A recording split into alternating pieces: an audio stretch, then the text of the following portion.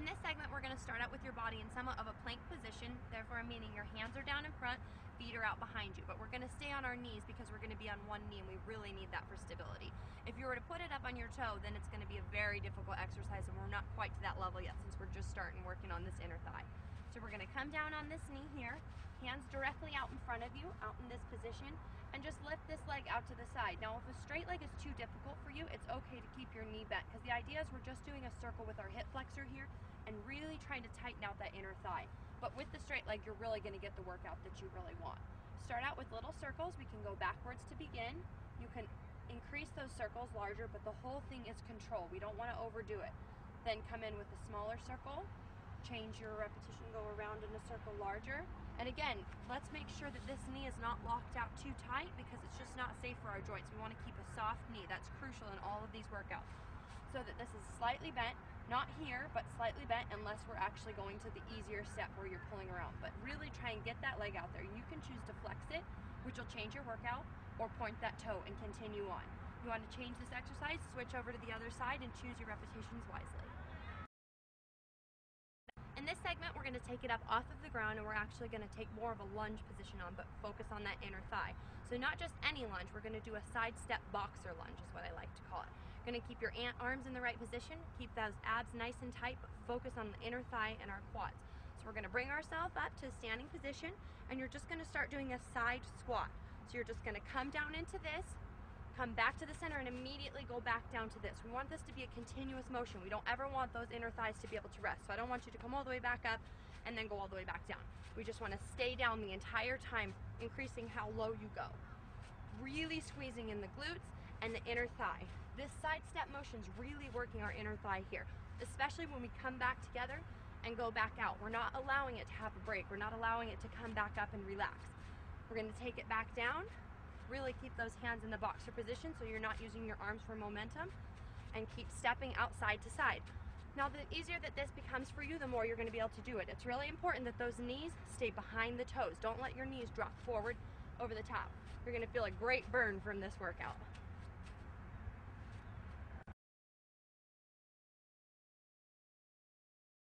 In this segment, we're going to take you on to the dreaded lunges. I know that they're the one workout that's just so miserable and they're so difficult, but just doing a few of these every single day, you're going to see a dramatic improvement in your leg, with your inner thigh, with your glutes, with your hamstrings, all the way through. But we're really trying to focus on that inner thigh, so really make sure you watch as I do my lunges.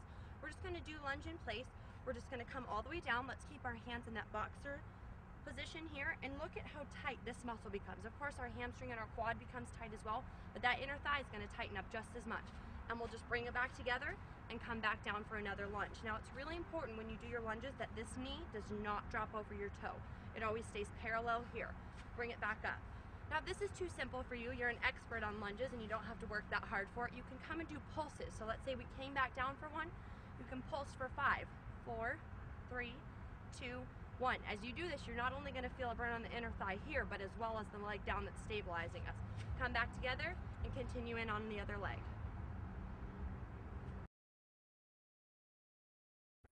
In this segment here, we're going to work once again on that inner thigh, except this time we're going to try and find another object to help us out. It can be any household item. You could roll up a towel, you could use a shoe, which is what I'm going to use today. You could take anything you have, but try and have something that's not too weighted. We're not trying to put any pressure on our hips. We're just really using it more as something for focus, for our mind to be able to focus that something is between your feet and you're really working on that inner thigh. So I'm going to take my shoe off here really quick and just show you an example. No weight in the shoe. Put it between our feet here. Come on down back to your back. Arms underneath your back so that we keep it stable. If it's too easy for you, again, you can put your arms out to the side. Underneath your back, I'll pull from the side so you can really see what we're doing here. And just straighten those legs out and just do small raises here. Now again, this is going to work your lower abs, but really focus on your inner thigh, because the idea is that your feet are focusing on squeezing something between your feet. It really doesn't matter what you put there. It's just the idea of pulling on this inner thigh here, because without anything, that inner thigh doesn't have to work nearly as hard. But with something in between, it causes it to almost have a mind of its own, to remember that I can't drop that shoe. I need to keep it there so that it actually works the right muscle.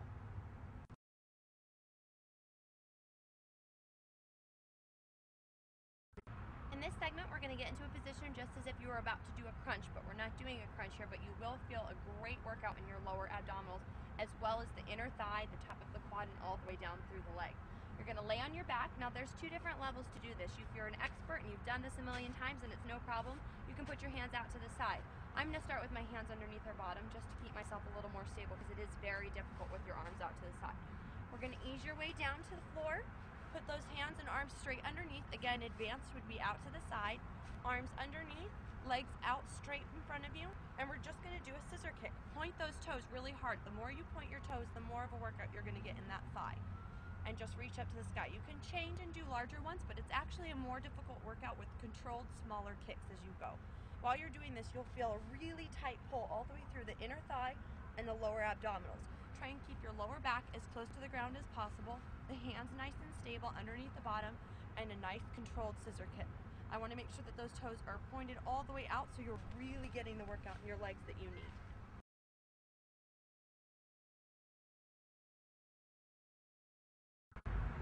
In this segment, once again, we're using the ball as our balance ball here, which is going to keep us trying to keep this stable, working on our core, but we're really going to focus on our inner thigh. So you can start with whichever side you're comfortable. We're going to start with the left leg here. Raise this leg up onto its side so that it's completely sideways on your ball, on the center of the ball.